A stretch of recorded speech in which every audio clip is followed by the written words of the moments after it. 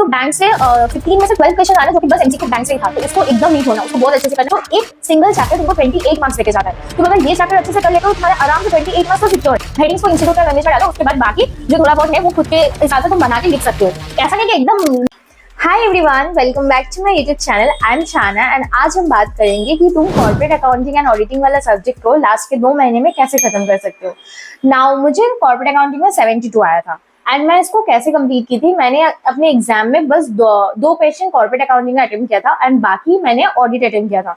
2 question कौन सा, question number 3 जो कि शेड्यूल 3 से आता है वो वाला बैलेंस शीट वाला क्वेश्चन, एंड क्वेश्चन नंबर 4 जो कि बैंकिंग इंश्योरेंस इलेक्ट्रिसिटी से आता है वो वाला क्वेश्चन हो गया। एंड ऑडिट का मैं तीनों क्वेश्चन अटेम्प्ट की थी जो कि क्वेश्चन नंबर 6, 7 एंड 8 था। नाउ इसमें मैंने बहुत अच्छा एक ट्रिक फॉलो किया था। मैंने पेपर पैटर्न देखा था जिसमें अगर तुम देखोगे क्वेश्चन नंबर 6 का बी, 7A बी एंड 8 का बी आई गेस, जो कि तुम्हारा कंपनीज वाला ऑडिट जो कि मॉड्यूल 7 बस उसी में से आता है। तो एक सिंगल चैप्टर तुमको 28 मार्क्स देके जाता है।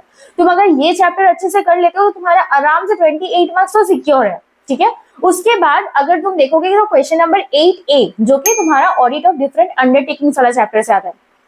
गाइस वो चैप्टर बहुत इजी है, अगर तुम उसको मतलब 1, 2, 3, 4 बार उसको खुद से भी पढ़ लोगे ना तो वो चैप्टर का सारा क्वेश्चन ऑलमोस्ट आंसर सिमिलर ही है, तो वो इजीली हो जाएगा एंड कॉमन सेंस भी लगाओगे तो वो चैप्टर हो जाएगा। तो ऑडिट का 2 क्वेश्चन तो तुम्हारा पक्का हो जा रहा है जो कि तुम्हारा क्वेश्चन नंबर 7 और 8 है। नाउ क्वेश्चन नंबर 6 में जो कि 6A आता है तुम्हारा बेसिक्स ऑफ ऑडिटिंग वाला चैप्टर से, मॉड्यूल 6। नाउ मॉड्यूल 6 में तुम अगर देखोगे तो तुम्हारा क्वेश्चन नंबर 6 है मॉड्यूल 6 से आता है। तो मॉड्यूल 6 तुमको मतलब इतना बड़ा चैप्टर पढ़ना पड़ता है जो कि व्हाट इज ऑडिटिंग से लेके ऑडिट ट्रायल सैम्पलिंग वो तक पढ़ना पड़ता है, तब जाके तुम्हारा 7 मार्क्स कवर होता है। एंड उसका 6B में आता है जो कि कंपनी ऑडिट वाला चैप्टर से ही आता है, तो वो तो तुम पढ़ रहे हो। लेकिन 6A में तुम अभी क्या कर सकते हो, इंस्टीट्यूट एक प्रॉपर पैटर्न फॉलो करता है जो कि मैं नहीं बोलूंगी 100% यही होगा, लेकिन 90% तुम एक्सपेक्ट कर सकते हो। क्योंकि अगर मान लो तुम्हारा कुछ भी नहीं हुआ है तो तुम ये चीज कर सकते हो।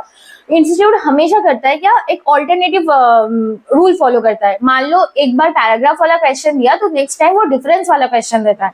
तो अगर उस चैप्टर में तुम देखोगे तो उसमें बहुत सारा डिफरेंस क्वेश्चन है, जैसे इंटरनल ऑडिट, एक्सटर्नल ऑडिट, फिर स्टैट्यूटरी ऑडिट, फिर तुम्हारा इंटरनल ऑडिट, ये सब का डिफरेंस है, ऑडिट एंड ऑडिट इन्वेस्टिगेशन, ये सारा बहुत कुछ है, ठीक है।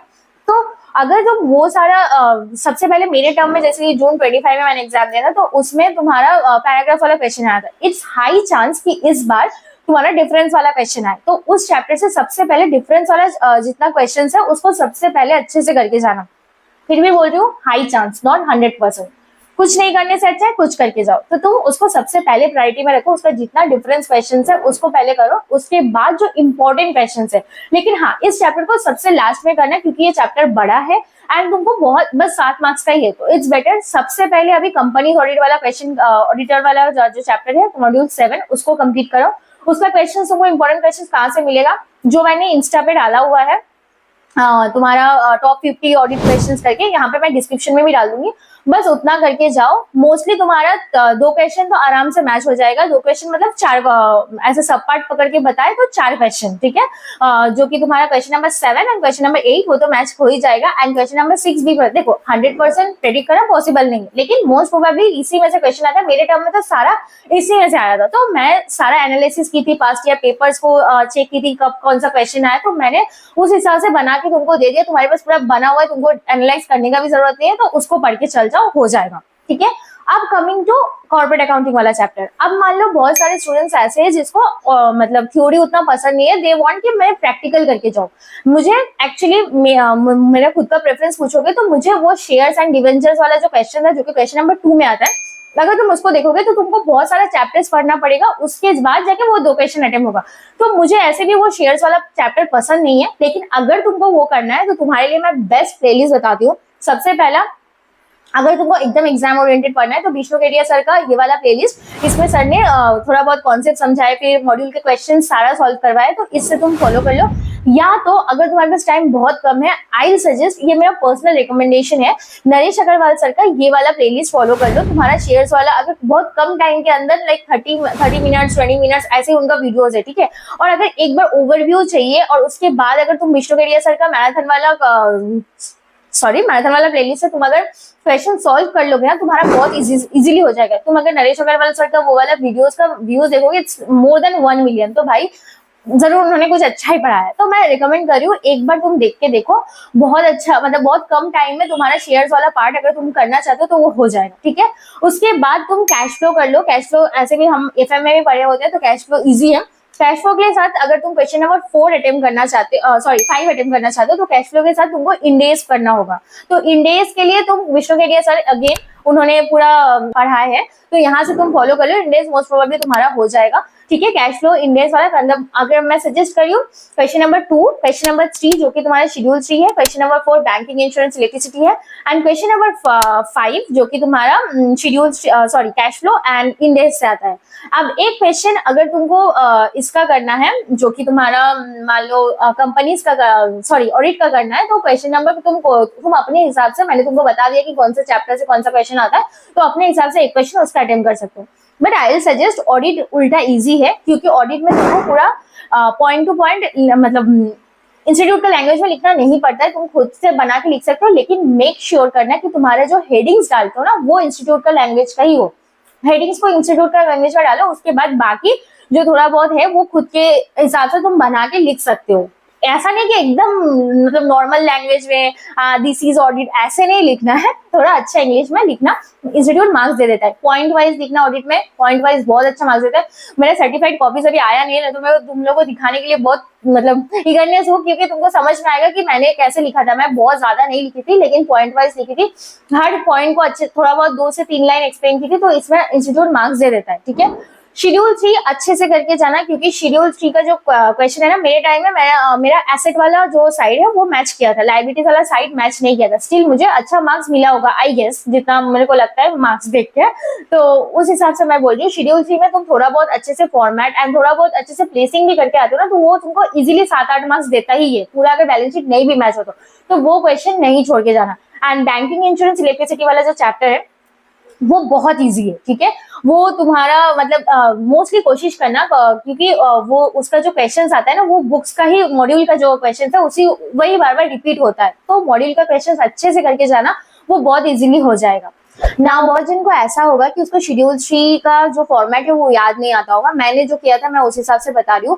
मैं एक जो शेड्यूल 3 का जो फॉर्मेट है ना उसको जो जहाँ पे मैं पढ़ने बैठी थी उसका वो जो फॉर्मेट है ना उसको हमेशा चिपका के रखती थी। हर दिन सुबह सबसे पहले उसको एक बार रिवाइज करती थी, आपसे देखती थी, और उसमें भी देखना तुमको बहुत ज्यादा पढ़ने का जरूरत नहीं है, कुछ कुछ ही है जिसमें से हमेशा वो एडजस्टमेंट देता है, हमेशा कुछ कुछ तो एकदम बेकार है, तो उतना ज्यादा पढ़ने का भी जरूरत है। विष्णु केडिया सर का मैराथन फॉलो करना, उसमें सर ने बताया कि कौन सा इंपॉर्टेंट है जिससे हमेशा आता है, ठीक है, तो वो देख लेना। उसके बाद मैं क्या करती थी, मैं शेड्यूल 3 का एक क्वेश्चन पर डे प्रैक्टिस करती थी, एक क्वेश्चन। इससे क्या होता था, मुझे हमेशा याद रहता था उसका जो भी पैटर्न है, एंड कोशिश करती थी बिना देखे मेरे से कितना बन पा रहा है।